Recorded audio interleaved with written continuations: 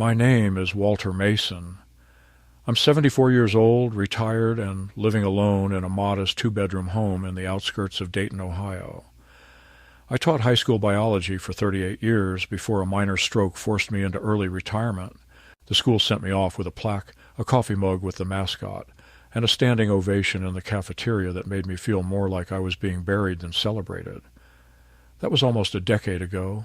Since then, life has narrowed to a kind of careful ritual. I wake early, not because I want to, but because my body has its own clock now.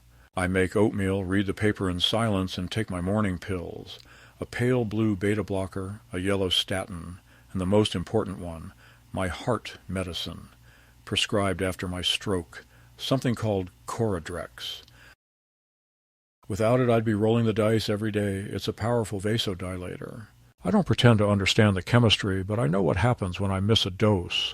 Dizziness, blurred vision, a pain that feels like someone driving a nail into my chest. The kind of pain that reminds you your body is temporary. I never miss a dose, not intentionally. My wife, Caroline, passed 5 years ago. Cancer. She was diagnosed late and gone in 6 months. There's not much to say about it that doesn't sound like every other widower's story. We were married 42 years. She was the only woman I ever really knew, and she made the house a home, filled it with plants, light, laughter, and a particular scent of vanilla and cinnamon that still clings to some of her sweaters in the closet I can't bring myself to empty. Since she died, the house has changed. It's quieter now. Not the kind of quiet you cherish, but the kind that amplifies every creak of the floorboards and hum of the refrigerator. For the first couple of years after Caroline's passing, I spoke to her photo every night before bed, like a fool, asking her how her day was. I told myself I'd stop once I felt less alone. I never did. My daughter Jessica moved back in with me 18 months ago. She's 37, recently divorced, and came back with boxes of clothes, 2 large mirrors, and a vague promise that she was just staying until things settled down. I didn't ask for specifics. I was just glad for the company. She sleeps in her old room, the one with the faded posters of boy bands and glow-in-the-dark stars on the ceiling. At first, it felt like a blessing. She helped around the house, cooked sometimes, made me laugh. But little things began to shift. She started coming home late, sometimes smelling like vodka, sometimes with people I didn't recognize, young men with hoodies and tattoos who never said hello and called her Jay. She said she was working on something new, some wellness startup, which sounded suspicious from the start. I didn't press. I wanted to believe she was trying to rebuild her life, and who was I to get in the way? Jessica's always been charismatic. Even as a child, she had a way of bending adults to her will. I used to joke that she could talk a cat into swimming. She was sharp in school, stubborn as hell, and always just a little too clever for her own good. Caroline and I clashed over how to raise her. I was firm, wanted structure and rules.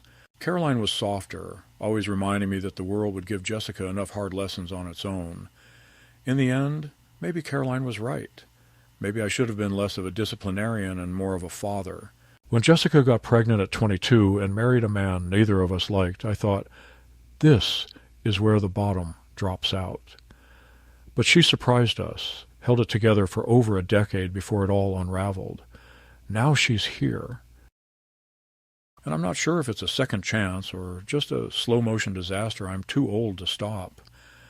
We have our routines. I pay the bills. She buys groceries, though sometimes I notice receipts from places we've never shopped before. Fancy organic stores, delivery apps with large totals. My retirement checks cover everything, barely. Between my pension, Social Security, and what little Caroline left behind, we get by, but there's not much buffer. Still, I never imagined I'd have to keep an eye on my daughter's spending habits. That felt like betrayal, even thinking it. When I had my stroke 8 years ago, the doctor told me that one of the small vessels in my brain had narrowed dangerously. He said I was lucky. A warning shot, he called it. The medication they prescribed after, the Coradrex, was part of a long-term strategy to keep everything flowing. Without it, the risks spike, and it's not just physical. The thought of not having it of losing control terrifies me more than death. Because death I can accept, but being helpless, being reduced to a burden, that's my real fear. That's the fear I carry in my bones every time I feel a twinge in my chest or forget what I was about to say. That's why I count the pills every Sunday night. I open the little plastic box with the days of the week on it, and I place each capsule carefully. I check, double-check, and put the rest of the bottle in the cabinet above the stove, behind the canned beans. It's a system. It's how I stay alive.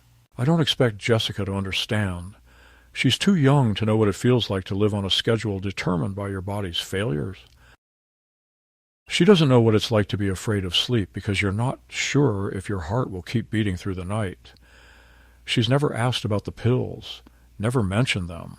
I assumed she knew they were important even if she didn't know exactly what they did. But lately, I've had this strange feeling. I can't explain it. A vague unease, like walking into a room and sensing that something's changed, but not being able to say what. My symptoms have been acting up more often. A few weeks ago I had to sit down in the middle of mowing the lawn because my vision blurred and the sweat poured off me like I was running a marathon. I chalked it up to the heat, but it wasn't that hot. Last Thursday I found myself gasping after climbing the stairs. I haven't missed a dose, not knowingly. Yesterday I opened the bottle and noticed the seal was torn slightly, just a little, almost nothing. It was the kind of detail you wouldn't notice unless you were looking for it. But I was looking. I was looking because something in my body feels different, wrong. I'm no hypochondriac, but when your whole existence is measured out in milligrams, you pay attention. I poured a few capsules into my hand. They looked right. Same shape, same color. But something in my gut told me, no, these are not my pills. Not all of them. Something is off. Still, I didn't say anything to Jessica. What would I say? That I think someone tampered with my medicine? That I think my own daughter might be involved? I couldn't bring myself to ask. Not yet. Not until I was sure, because if I'm right, if she really did what I think she did, then it's not just a mistake, it's a betrayal I don't know if I can come back from. And if I'm wrong, if this is just old age making me paranoid, then I'll have accused my only child of something unforgivable. So I wait. I observe. I count the pills again. And deep inside, a part of me whispers what I don't want to believe, that the person living under my roof, the person I once carried in my arms, may be the one who's quietly stealing my life, one capsule at a time. It happened on a Monday morning, early October, just as the leaves began to bronze and the air turned that particular kind of cold that settles into your joints. I woke up dizzy, with a high-pitched ringing in my ears that wouldn't stop.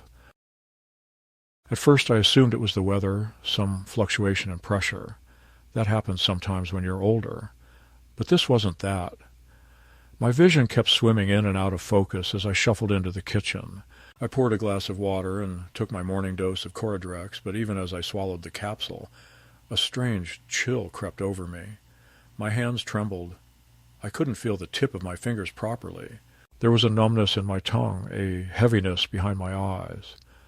I sat down slowly, breathing through the sensation, telling myself it would pass. But it didn't. The rest of the day I moved like I was walking underwater. I forgot to turn off the burner after boiling eggs. I dropped the remote 3 times. At one point I found myself standing in the hallway with no idea what I'd been about to do. I chalked it up to age again, but deep down I knew better. Something was wrong, very wrong. That evening I skipped dinner. My appetite was gone. Jessica came home late, as usual, heels clacking on the linoleum, dropping her keys on the counter without so much as a hello. I asked if she could help me go through my medicine, that I thought something might be off, but she brushed it aside with a tired wave of her hand. "Dad, don't start. You're just overthinking again. Did you even eat anything today?" she said without looking at me, already halfway into her room. I didn't press. I went to bed early, though I barely slept. My heart raced through the night like a distant drumbeat I couldn't quiet. The next morning the dizziness was worse. I sat on the edge of the bed for nearly 10 minutes before I could stand. My joints screamed, and when I finally made it to the kitchen, I noticed something I'd missed before. The bottle of Coradrex was nearly empty. That shouldn't have been possible. I had filled the prescription just 10 days ago. It was supposed to last me a month, 30 pills. But there were barely a dozen left. I recounted them twice. 13 pills, which meant 17 were missing. That couldn't be explained by simple forgetfulness or misplacement. Either I was double-dosing in my sleep, which was absurd, or someone had taken them, and the only other person with access to this house was Jessica. I stared at the label on the bottle, reading it over and over again like the truth would reveal itself in the fine print. A sick feeling twisted in my gut. The seal had been peeled and re-glued. It was subtle, almost professionally done. I examined the cap under the kitchen light and saw what I hadn't dared look for the day before. Tiny scratch marks near the ridges, like someone had pried it open carefully, then forced it back into place. The capsules looked identical to the ones I remembered, but I couldn't ignore the voice in my head anymore. Something had been tampered with. Someone had been tampering with them. Later that day, I made an appointment with my doctor. I didn't tell him the whole truth, just that I was feeling faint, having memory lapses, and that I was worried the dosage of my medication wasn't working anymore. He ordered a blood panel and told me we'd know in a few days. "Your vitals are stable," he said, scribbling notes on a clipboard, "but you look pale. Have you been sleeping?" I said no, and he nodded with that kind of clinical concern doctors reserve for elderly patients they assume are on the decline. Before I left, I asked him what would happen if someone stopped taking Coradrex suddenly. He blinked. "They'd be at significant risk," he said. "Depending on the condition, it could lead to cardiac events." "Why do you ask?" I told him I was just curious. That evening I sat in the living room pretending to watch television while Jessica took a phone call in the kitchen. She didn't know I could hear everything from my chair. She never did realize how sound traveled in this house. "I've got more," she whispered. "But it's not going to be free this time. This stuff's legit, pharmaceutical grade. It's not like that over-the-counter garbage you guys mess with." There was a pause, then laughter. "Of course I know what I'm doing. It's my dad's. He doesn't even notice." Another pause. "No, he's not going to say anything. He's old. Just gets confused sometimes. Thinks he's losing it. I refill it before he ever checks. Trust me." She hung up and walked past me without making eye contact, humming under her breath. I sat frozen, feeling something crack inside. Not just anger, not even betrayal. It was deeper than that. A sense of complete and total dislocation. I didn't recognize her voice, not the words, not the tone, not the gleeful, remorseless confidence. That wasn't the daughter I raised. That was someone else, a stranger who wore her face. I didn't sleep that night. I sat in the kitchen, staring at the pill bottle, wondering how long this had been going on. Had she been doing this since she moved in? Had I been slowly poisoned by the one person I trusted? I thought of Caroline, of how she would have handled it. She would have confronted Jessica, demanded answers, but I wasn't her. I needed proof. The next day I went to the hardware store and bought a small security camera, the kind you can hide behind a book or plant. I told the clerk it was to keep an eye on raccoons digging in my trash. I installed it that afternoon behind a dusty copy of The Biology of Belief, one of the last textbooks I'd kept after retirement. I angled the lens toward the cabinet above the stove, the cabinet where I kept my medication. Then I waited. 2 days later, while I was pretending to rake leaves in the front yard, she did it. I saw her through the window. She moved quickly, expertly, opened the cabinet, pulled out the bottle, uncapped it, poured some capsules into her palm, then used a small Ziploc bag to transfer them.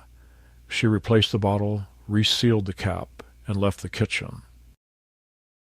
The whole operation took less than 30 seconds. I watched the footage that night, pausing and rewinding over and over. There was no doubt. It was her. I didn't confront her. Not yet. I wasn't ready. The camera had audio, too. The next day she was back on the phone. "Yeah, same stuff. Coradrex, some heart medication. Yeah, apparently it's like meditative or something. Slows everything down. People mix it with benzos or weed and just zone out. No, he's fine. Doesn't even notice. He's losing his mind anyway. It's like taking candy from a baby. No, you can't have all of it. I need to make it last till the refill.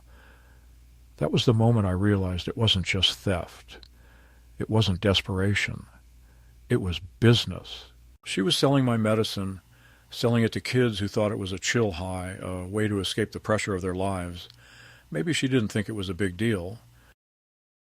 Maybe she told herself I didn't really need all of it, that I could skip a few days here and there. Maybe she thought I wouldn't notice. But I had noticed. My body had noticed. And now I had proof. But what I didn't have was a plan. What do you do when your own child is slowly killing you for profit? What do you do when you can't trust the person who brings groceries into your house, who has a key to your front door, who laughs in your kitchen and says she loves you? I wanted to believe it was temporary, a phase, that she'd gotten in with the wrong people and was looking for a way out. But the truth was uglier. She wasn't trapped. She was in control. She liked the game. She liked being the one with access. And she was using me to play it. I sat in the dark that night playing the audio over and over. It's like taking candy from a baby. Those were her exact words, and the baby was me. 3 days after I captured the footage of Jessica stealing my medication, I began to document everything. I didn't know what I was going to do with it yet, didn't know if I would take it to the police, to a lawyer, to some medical board, but I knew I had to protect myself, and that meant building a case. Each morning I took photographs of the remaining pills. I started logging the dates and times when Jessica was out of the house versus when I noticed the levels were low. I kept the pill bottles in the same cabinet, but I now counted every capsule, inspecting them one by one before placing them in my weekly pill organizer. I even weighed the bottle on a digital kitchen scale, noting every decimal shift in grams. It felt ridiculous at times, obsessive even, but I'd reached the point where I didn't trust anything that passed through her hands. I cooked my own meals now, no matter how much my joints ached or how exhausted I felt, and I only drank from sealed containers. There was a new kind of tension in the house, like a cord pulled too tight. Jessica seemed agitated, more volatile. Her phone calls became louder, more frequent, and often ended with slamming doors or muttered curses. Once I caught her kicking one of the kitchen cabinets, growling under her breath. Another time I found a broken wine glass in the sink and a smear of blood on a paper towel in the trash. I didn't ask questions. I just added it to the ledger in my mind, the rising volatility, the pattern of unraveling. That Friday she came home visibly high. Her pupils were blown wide, and her speech had that syrupy delay of someone fighting to keep their mouth in sync with their thoughts. She flopped onto the couch and laughed at the ceiling for no reason. I stood in the doorway, silent, watching her. When she noticed me, she grinned. "Don't look so serious, Dad," she said, drawing the syllables out as though they were made of warm caramel. "You're such a buzzkill." I asked her what she'd taken, and she waved a lazy hand in the air. "Nothing bad, just mellow stuff. Chill out. God, you're always in teacher mode. You need to learn how to let go." I wanted to scream. I wanted to grab her shoulders and shake her until something real came through her eyes. Something human, something that resembled the daughter I remembered. But instead I turned and walked back to my room, locked the door, and sat in the dark with my hands clenched so tight my knuckles cracked. That night I dreamed the realms of Caroline. In the dream she stood in the kitchen holding a single white capsule in her hand. She looked at me and said, "She doesn't know what she's doing." Then the lights flickered and everything turned to dust. I woke up, gasping. The next morning I called the pharmacy to ask about early refills. The woman on the line told me I'd already refilled my prescription just a week ago and wasn't eligible for another for at least 2 more weeks. I asked if anyone else had picked it up. She said no, it had been delivered, signed for by someone named Mason. My last name. No first initial. I hung up and stared at the floor for a long time, so she'd forged the delivery or intercepted the package. It was worse than I thought. She wasn't just stealing pills from my bottle. She was manipulating the entire supply chain. I went online and logged into the pharmacy account I hadn't touched in years. Sure enough, there were multiple delivery addresses listed. One of them was my own, but another was a P.O. box I didn't recognize. I called the pharmacy again, but they said they couldn't confirm anything without proper documentation or a police report. I felt the ground shifting beneath me, the systems I trusted, the safeguards I believed in. They were paper walls. Anyone with access and motivation could crawl through them. That Sunday, I pretended to go for a walk, but instead doubled back and stood outside the kitchen window where Jessica was on another call. She was pacing barefoot, the hem of her hoodie trailing behind her like a cape. "No, I told you. I have more coming on Thursday. The guy said it's strong stuff, like top tier. Yeah, it's the heart stuff again. Coradrex. It hits smoother than Oxy. People love it. It's not addictive, technically, but it slows you down real nice. Yeah, my old man doesn't even notice. He sleeps like a bear." I backed away before I could hear the rest. I didn't want to hear the rest. I didn't want to know what she was trading for, or who her clients were, or what kind of desperate ruined people thought a vasodilator was a good time. All I knew was that she was selling my life in little increments, profiting off the decay of my body. And that realization sat inside me like a stone I couldn't pass. The escalation wasn't loud, not at first.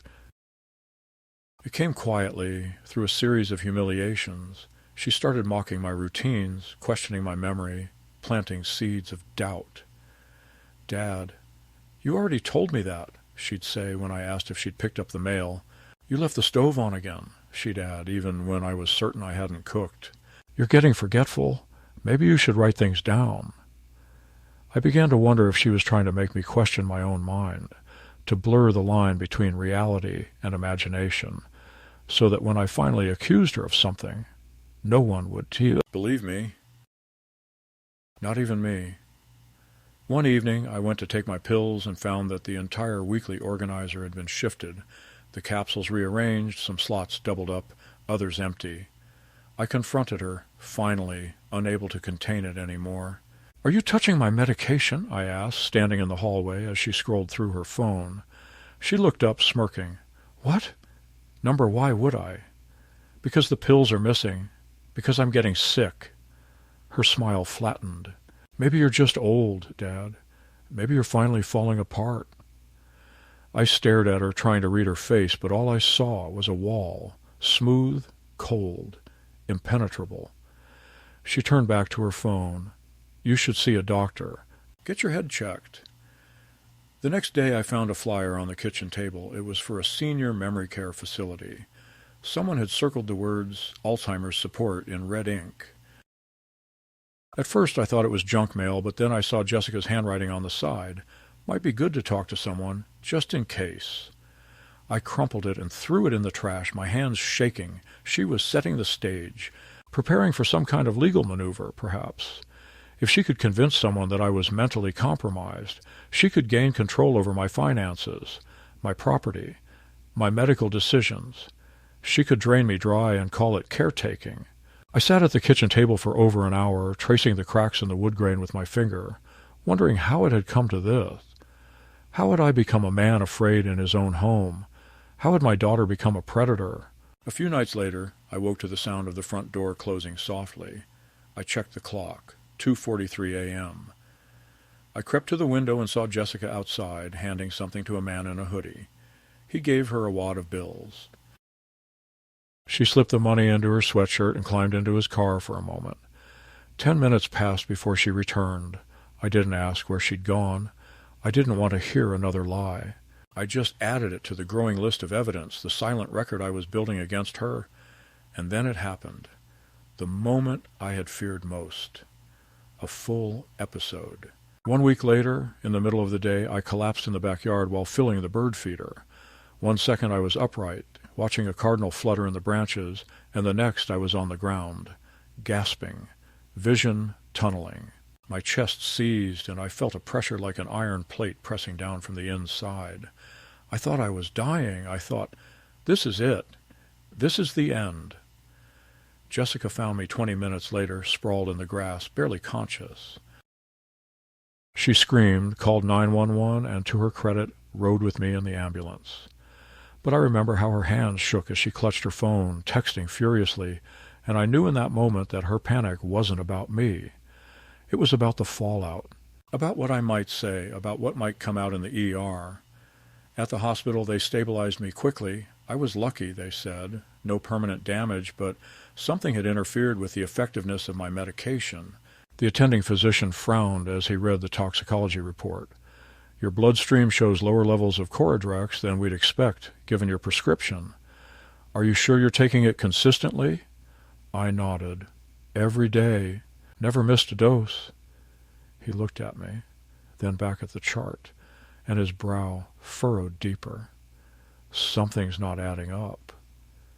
I didn't tell him what I knew, not yet. I needed time to think. I needed to know exactly what she was doing, how far it went, how deep the rot had spread. When we got back home 2 days later, Jessica was quieter, nicer. She brought me soup, asked how I was feeling, called me Dad again instead of you. But the sweetness was brittle, like sugar over a poison. That night, I found another bottle of Coradrex in her purse while she was in the shower. It had my name on it, but the seal was unbroken. A new prescription, untouched. I took a photo and put it back exactly where I found it. Now I knew. She wasn't even giving me the full refills. She was keeping the medicine for herself, for her friends, for whoever was paying. I was surviving on leftovers, half doses, fakes. And the only reason I was still alive was because I was stubborn and suspicious and lucky. But I knew that wouldn't be enough next time. The next attack might not leave me with the strength to crawl back. The next betrayal might be final. So I made a decision. Not out of vengeance, not out of anger, but out of necessity. If she wouldn't stop, I would have to stop her. Even if it meant losing the last person in this world, I still called family. The call came just after midnight on a Wednesday. I was half asleep in my chair in the living room, the television flickering shadows across the ceiling, the blanket pulled up to my chest, though I hadn't felt warm in days. My first thought as the phone rang was that it had to be the hospital calling about some mistake in my chart, or maybe one of those robocalls telling me my car warranty had expired. I didn't expect the voice on the other end to be young, male, and frightened. "Is this Walter Mason?" he asked. I said yes. He hesitated. "I got your number from a prescription bottle. Look, I think your daughter sold me your meds. I didn't know it was real heart medication. I thought it was just for anxiety or whatever. And now my friend is in the ICU. She took too many, like 4 or 5 at once. I thought you should know. I'm sorry." Then he hung up. I sat there, stunned, the receiver pressed to my ear long after the dial tone had returned. I didn't move for what felt like minutes. It was as though everything in my body had gone slack. I wasn't surprised, not really. But there's a different kind of pain that comes when suspicion turns into confirmation. I had feared that Jessica was reckless, selfish, desperate. But now I knew she was dangerous. She wasn't just risking my life. She was gambling with the lives of strangers, kids barely old enough to understand what they were taking. Someone could have died. Someone still might. I should have called the police then. That would have been the sane, rational thing to do. But I didn't. I couldn't. I sat in the dark instead, listening to the refrigerator hum, the clock tick, the low creak of the house settling in the wind. I thought about Caroline again, how she would have known what to do, how she would have looked at Jessica and seen not just the behavior, but the cause beneath it. She would have asked the questions I hadn't dared ask. When did you start? Why did you do this? What are you trying to escape? But Caroline wasn't here. There was only me, an old man sitting in the ruins of a life that once had meaning, grasping at the edges of a daughter he no longer recognized. The next morning I found Jessica pacing the kitchen, phone pressed to her ear, her voice low and urgent. "No, I don't know how they got it. Maybe I dropped it. It doesn't matter. Just delete the texts. If anyone asks, you didn't get it from me. Got it? Don't mention my name." She saw me and paused. "I gotta go." Then, without missing a beat, she turned to me with a forced smile. "Morning, Dad? Want some coffee?" I nodded, my mouth too dry to speak. She poured it, hand steady, eyes unreadable. The mask was back on. Later that afternoon, the doorbell rang. A man in plain clothes stood there, badge barely visible on his belt. "Detective Ramos," he said. "We're conducting a routine follow-up about a young woman hospitalized last night after ingesting a dangerous combination of prescription drugs. May I ask if anyone in this household has recently filled a prescription for Coridrax?" I looked at him for a long moment, then said, "Yes, that's mine." He nodded, made a note. "Has anyone else had access to your medication, Mr. Mason?" I hesitated. Behind me, I could feel Jessica's presence in the hallway, frozen, silent. I could hear the faint sound of her breath. "No," I said finally. "Just me." He gave me a card. "If you remember anything, or if anything comes up, you can call me. We're not looking to charge anyone unjustly, just trying to prevent this from happening again." I nodded and closed the door. Jessica appeared a moment later, eyes wide, voice shaking. "What did you tell him?" "Nothing," I said. "I didn't tell him anything." She stared at me, trying to decide if I was lying. I could see the panic rising, her mind scrambling to guess how much I knew. She didn't ask why the police were here. She didn't need to. That night, I watched the footage again. Jessica opening the cabinet, Jessica pocketing the pills, Jessica laughing on the phone about how easy it all was. I transferred the files to a USB drive and hid it in an old coffee can in the garage. I wasn't ready to use it yet, but I needed to know it was safe. Insurance, leverage. I didn't sleep. My heart fluttered irregularly, and I sat up in bed gasping for air. I thought about going to the hospital, but I was too afraid to leave the house unattended. I didn't know what she might do if she realized how much I knew. Instead, I took a half dose, one of the few pills I trusted, and waited for the world to stop spinning. The turning point came the following morning when I overheard her on the phone again, this time with someone she owed money to. "I told you I'll have it by Friday. No, he doesn't suspect anything. He just had a little episode, but he's fine. I'm watching him, okay? I'm taking care of it."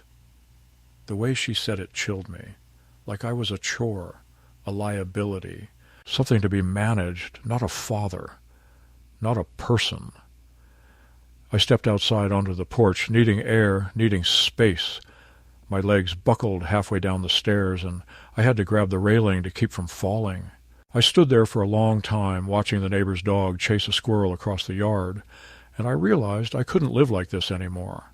I couldn't pretend it was going to fix itself. I couldn't tell myself that love was enough. Love had nothing to do with this. This was survival. I called my attorney that afternoon, told him I needed to update my will, revoke any powers of attorney Jessica might have access to, and secure my medical records. He asked if everything was okay. I said yes, which was a lie, but a convenient one. He set up an appointment. That evening, Jessica noticed the manila envelope on the counter with the legal firm's return address. She didn't say anything, but I saw the way her eyes narrowed, the way her jaw tightened. She knew something had shifted. A power she thought she held was slipping. I waited for the confrontation, but it didn't come, not directly. Instead, she began acting affectionate again, cooked me dinner, sat beside me on the couch, called me Daddy. It would have been touching if it hadn't been so obviously strategic. I went along with it, saying little, offering neutral smiles, all while keeping my guard up. I didn't believe in redemption anymore. I believed in caution.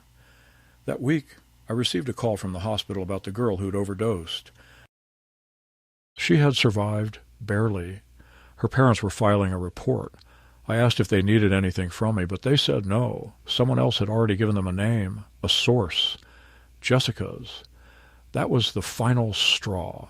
I printed the still frames from the camera footage. I wrote a brief summary of what had been happening. I placed it all in an envelope marked, "In case of emergency," and left it with my lawyer. I told him if anything happened to me, if I died unexpectedly or ended up in a hospital again, he should open it and take the necessary steps. He agreed, his face grim. "Do you want to press charges now?" he asked. I shook my head. Not yet, because part of me still hoped, still clung to some fraying thread of the girl I remembered, the one who used to curl up on my lap and ask me to read Goodnight Moon in my tired old voice. But that thread was breaking. And when it finally snapped, I knew there would be no going back. It didn't take long for the silence between Jessica and me to rot into something bitter, something too heavy to ignore, yet too dangerous to name aloud. She sensed it, the distance, the quiet resolve that had replaced my confusion, and she began to watch me more closely, lingering in the doorway when I took my medicine, asking casual questions about when my next doctor's appointment was, whether I'd been forgetting things lately, whether I still remembered how to pay the electric bill online. She framed it all with a smile, feigned concern dripping from every syllable like syrup over poisoned bread, but I saw it for what it was: surveillance, preparation, groundwork for a case she was quietly building behind my back. The shift wasn't dramatic, not yet, but the clues were there, tiny cracks in the foundation of normal life. She moved my pill organizer once, claiming she was just tidying the counter. She offered to help manage my prescriptions online, said, "You know how these sites are. They're not really built for your generation." I declined politely at first, but as the questions grew more pointed, the offers more insistent, I started locking my medication in a drawer in my bedroom, a drawer she didn't know I had reinforced with a simple metal hasp and a padlock from the garage. She never asked why I was suddenly carrying the keys in my bathrobe pocket, but she noticed. I could see it in the sideways glances, in the way her lips tightened when she passed my door. Then came the envelopes. Thick manila ones marked "Confidential," addressed not to me, but to her. Jessica Mason, care of Walter Mason. They came from medical offices I'd never visited, psychological services with names like MindPath Renewal and Cognitive Clarity Institute. I intercepted one of them before she could retrieve it, slid it open in the bathroom, and found inside a stack of paperwork I barely understood: clinical assessments, recommendations for guardian-led psychiatric evaluation, notes suggesting early signs of progressive memory decline consistent with age-related neurocognitive disorders. My name was on every page. The dates were recent. The signature was forged. I felt the blood drain from my face as I read them, the letters dancing across the paper like insects swarming around something already dead. She was building a legal framework, a false medical history, manufacturing the illusion of a man unraveling at the edges so she could step in as the savior, the caretaker, the responsible daughter who had no choice but to take control of her father's finances, his house, his prescriptions. It was happening faster than I'd feared and with more cunning than I'd imagined her capable of. When I confronted her, paper in hand, voice trembling, not with weakness, but rage, she didn't deny it. She didn't bother with tears or excuses. She simply looked at me, eyes flat and mouth set in a grim, tired line, and said, "You don't know what you're talking about, Dad. You're sick. You need help and you won't ask for it, so I have to do something before it's too late." I asked her who had written the reports, and she said nothing. I asked if she had forged my signature, and she turned and walked away. That was all the confirmation I needed. The next day I visited a doctor I trusted, one who had treated me for years, and requested a full battery of cognitive tests: memory, reasoning, attention, verbal comprehension, the whole gamut. I told him I wanted it documented, certified, notarized if necessary. I wanted indisputable proof of my mental acuity, because I knew now that Jessica's plan wasn't just about drugs or money. It was about erasure. She wanted to rewrite the narrative of my life in real time, to make me into the unreliable narrator of my own downfall. I wouldn't let her. While waiting for the test results, I installed 2 more cameras, one in the hallway outside my room, another in the living room disguised inside a potted plant. I also began making copies of my documents: birth certificate, social security card, will, life insurance policies, and storing them in a safety deposit box at a different bank. I transferred a portion of my funds to a new account, one she didn't know existed, and set up automatic payments to cover my utilities so she couldn't claim I'd forgotten to pay them. I told no one. I trusted no one.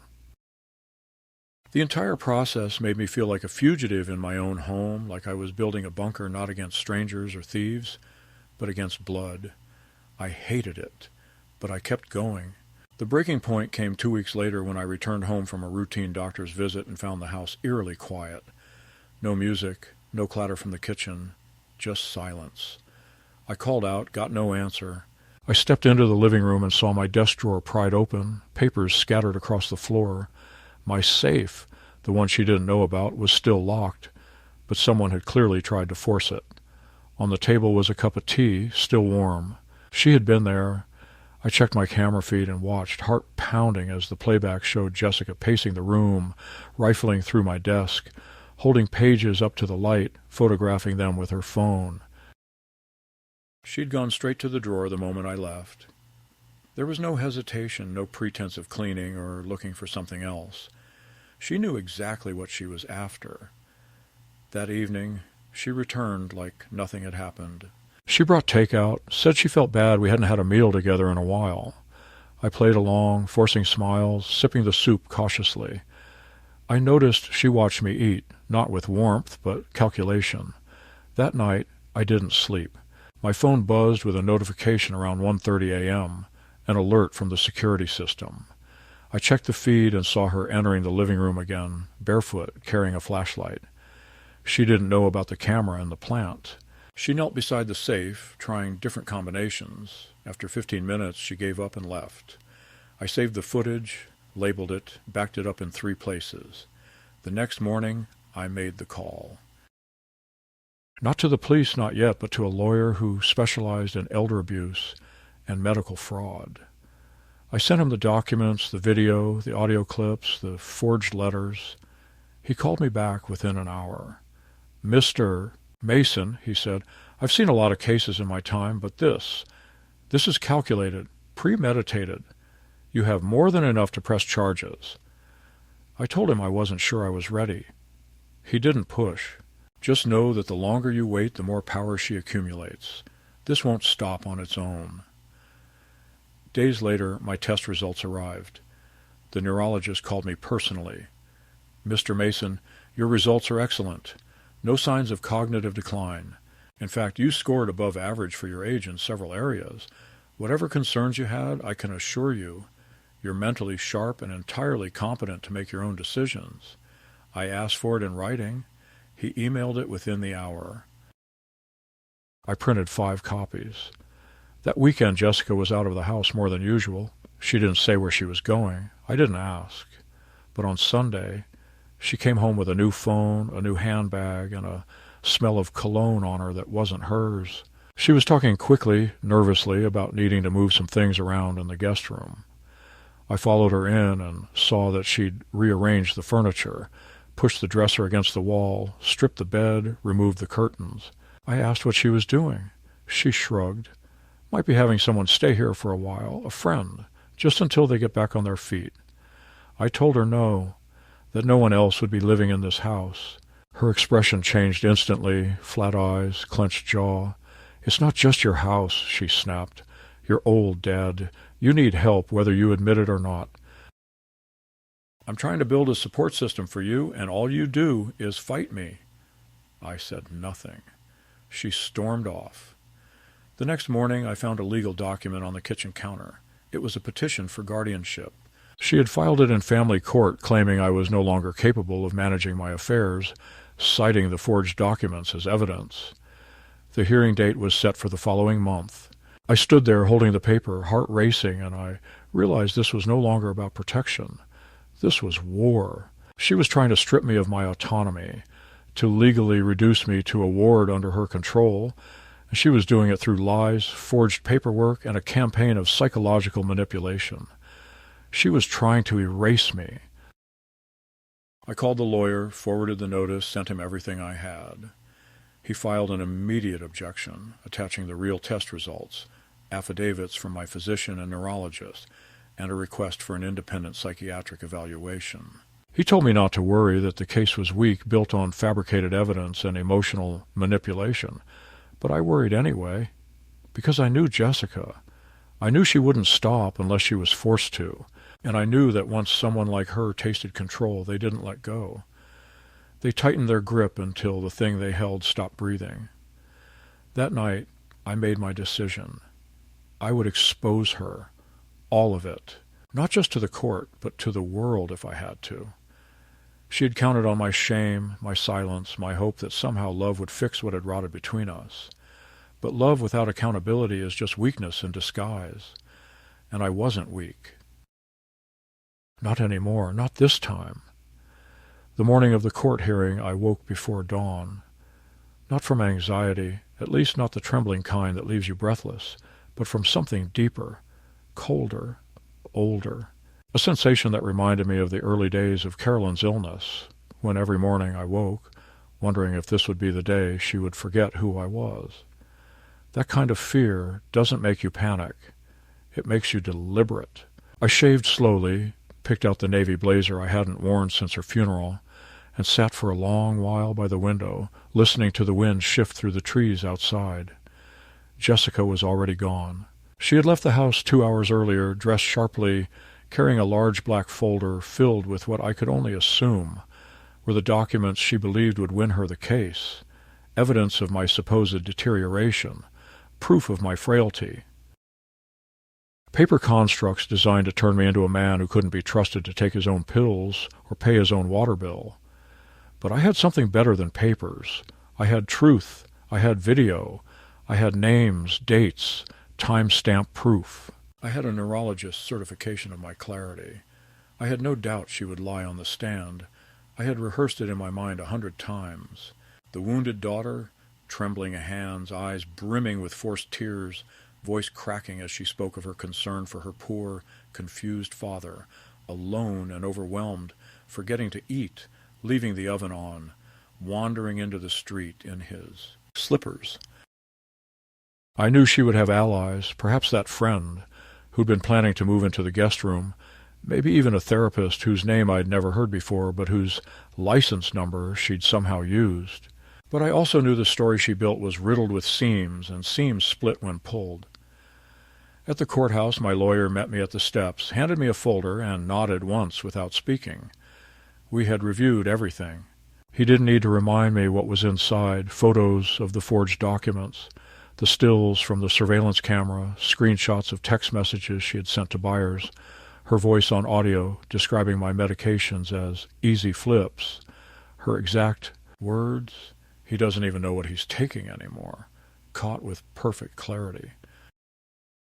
I walked into that courtroom with a spine I hadn't felt in years.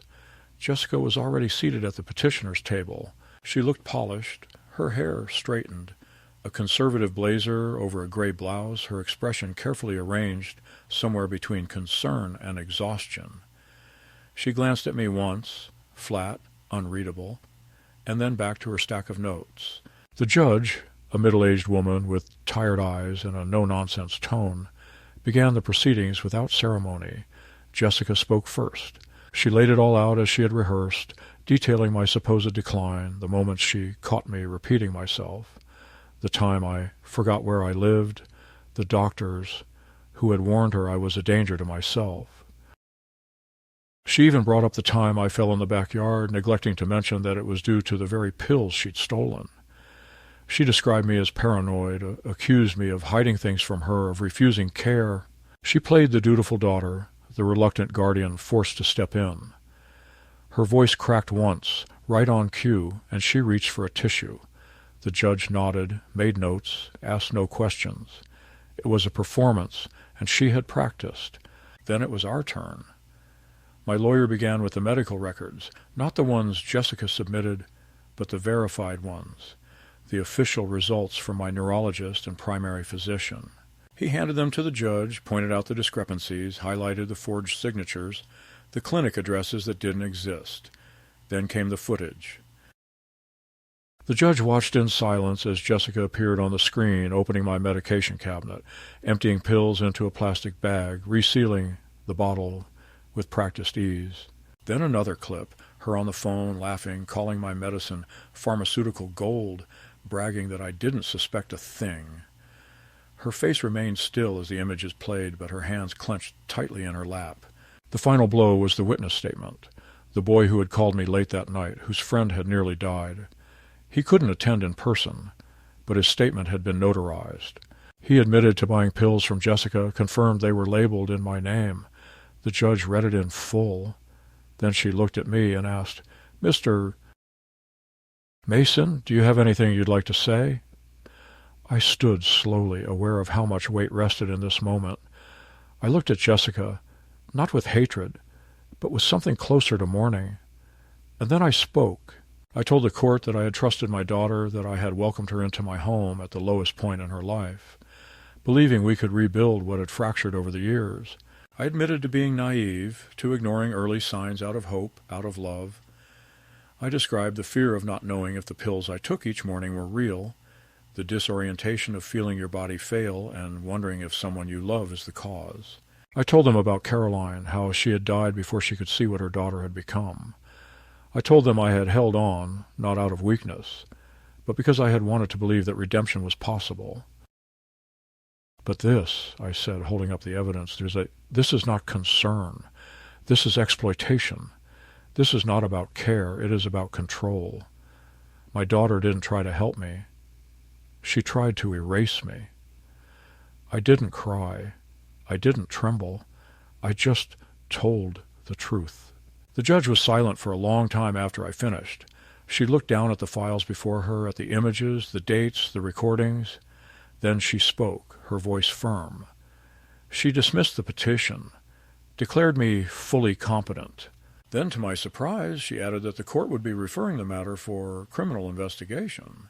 She said it calmly, as though reading from a script, but I saw the flash in Jessica's eyes, the panic, the sudden realization that the game was not only over, but had turned against her. She stood abruptly, began protesting, shouting about misinterpretations and about misunderstood intentions. The judge told her to sit down. She refused. Bailiffs approached. Jessica looked at me one last time, and in that moment I saw her fury break into something worse, fear. And then she was escorted out. After the hearing, my lawyer and I walked to the parking lot in silence. He asked if I wanted to press charges. I didn't answer right away. What I wanted was something I couldn't name, justice, maybe, or peace, or just a morning where I didn't wake up wondering what fresh betrayal he waited outside my bedroom door. I told him I'd think about it. That night the house was quiet again, but this time not in that haunted, waiting way. It was real silence, undisturbed, clean. I made myself a cup of tea and stood by the kitchen window watching the lights from the neighbor's house flicker across the grass. The air smelled like rain. I reached into the drawer, unlocked it, took out the bottle of Cordrex and held it in my hand. For the first time in months, I didn't feel the need to count the pills. I knew they were all there. It has been 4 months since the hearing, and the house is quieter now than it has ever been, not just in sound, but in weight. The air feels lighter, the walls less watchful. For the first few weeks after Jessica left, I walked from room to room as if expecting to find her still there, curled on the couch, or leaning over the kitchen sink, or pacing with that nervous energy she carried like static clinging to her skin. But she was gone, truly gone this time, and not just from the house. Her name has not crossed my mailbox since. No calls, no letters, no text messages, only the silence of a child who has finally realized that the father she once counted on has turned into someone she can no longer manipulate, someone who saw through the soft lies and the carefully arranged expressions. I think sometimes about whether she feels regret, whether she lies awake in whatever apartment she's found and remembers the look on my face that day in court when her stories crumbled. I doubt it, or if she does, it doesn't last long. People like Jessica rarely sit with shame. They trade it in for anger, redirected outward like heat bouncing off a scorched road. I don't know if she'll ever face the full consequence of what she did. Charges were filed, but the process moves slowly and prosecutors have other priorities. They asked if I wanted to testify. I said I would if it came to that, but I wouldn't chase it. I told them the truth had already been said in full in the most public and irreversible way, and that if justice comes, let it be quiet, not for spectacle, but for closure. The most profound punishments aren't always issued in courtrooms. Sometimes they come in the form of loss that cannot be undone. Life has become smaller, but not in a way that feels tragic. There's something clean about solitude when you finally trust it. I wake when I want. not because I hear someone stomping down the hall or slamming the bathroom door. I take my medicine in peace, no longer counting out of fear but out of habit. I've even planted tomatoes in the backyard again, something I haven't done since before Caroline passed. I talk to the plants sometimes, not because I believe they listen, but because it feels good to speak into something that grows. There's a kind of holiness in the earth that no betrayal can stain. I've begun going to the library again once a week. I sit by the large window and read old history books, sometimes biology texts that remind me of who I used to be before I became the man with the sick daughter or the confused old widower. I've started writing as well, not memoirs, nothing dramatic, just pages of thoughts, observations, moments I want to hold on to. Some of them are about Caroline, the way she laughed in her sleep, or how she hummed while folding laundry.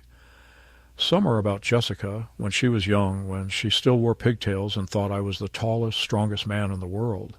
I don't write out of bitterness. I write because if I don't put those memories somewhere, they'll dissolve under the weight of everything that came after. And I don't want that. I don't want to forget that once, long ago, she was good. I've had to adjust to being viewed differently now. At the pharmacy, they call me Mr. Mason again instead of Sweetie or Hon. The neighbors wave more respectfully. Even my doctor seems to regard me with a new kind of clarity. Like he finally sees that I'm not just a name on a chart with thinning bones and a thinning memory, but a man who survived something most people wouldn't believe unless they saw it unfold, frame by frame. I know what elder abuse is now, not just in theory, but in texture, in scent, in the way it moves through a home like a fog you don't notice until you can't breathe. I've joined a support group online, a place for people who've lived through betrayal by family. Some stories are worse than mine, some are quieter. All of them are the same in their core ache, the horror of discovering that love is not always protection, that blood is not always loyalty, and that sometimes the most dangerous person in your life is the one who kisses you on the cheek and says, "Good night." I still keep the videos. The USB drive is stored in a safe, along with all the documentation. Not because I plan to use them again, but because I need to remember that this wasn't a nightmare. It happened. It was real. That kind of memory has weight, and like all heavy things, it has to be placed somewhere secure. I've updated my will. The house will go to a nonprofit that helps seniors fight financial abuse. I've made arrangements for my burial next to Caroline in the same plot we picked when she was first diagnosed. I don't plan on dying soon, but I also don't pretend I'm invincible. Death no longer frightens me. I faced a much more terrifying thing and lived to tell the story.